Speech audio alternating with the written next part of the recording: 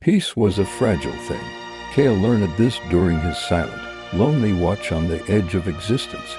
His universe was safe, cradled by the power he had bound to his own soul. The sigil on his chest was a constant quiet hum, a reminder of his oath to guard, to protect, to never rule. He had found a semblance of purpose in his isolation, a quiet acceptance of his role as a silent shepherd of reality.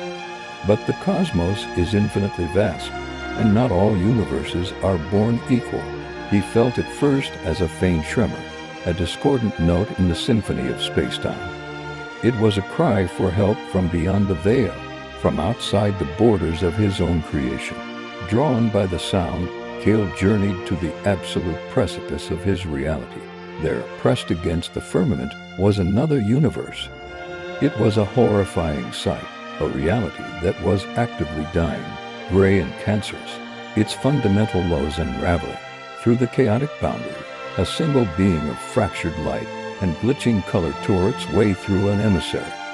It didn't speak, but Cale felt its thoughts, the desperate final plea. It showed him visions of its home, not a world of demons and darkness, but one of art, science, and families, now turning to dust. It was a failed creation, a universe born with a fatal flaw, and its final moments had come. The emissary begged Cale to open a gateway, to allow the last survivors to escape into his reality. The dilemma was absolute. His oath, the very core of his new existence, was to protect his universe. Letting in refugees from a decaying reality could be a poison, an infection that could unravel his own stable world. He could feel the cold, logical presence of the adjudicator watching from afar, waiting to see what he would do. To save the few, he might condemn the whole. To uphold his oath, he would have to stand by and watch billions perish. He looked from the ghost-like figures of the dying to the vibrant, peaceful worlds he had sworn to protect. The guardian or the savior, he could not be both. But his power was more than a weapon. It was a tool, and his will was his own.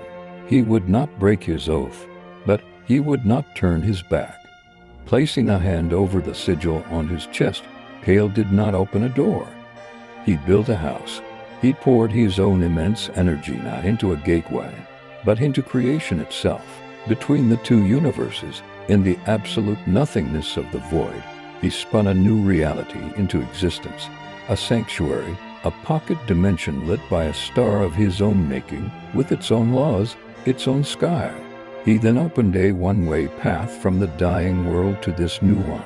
The survivors crossed over, their fading forms solidifying in their new home. Cale's watch was no longer solitary.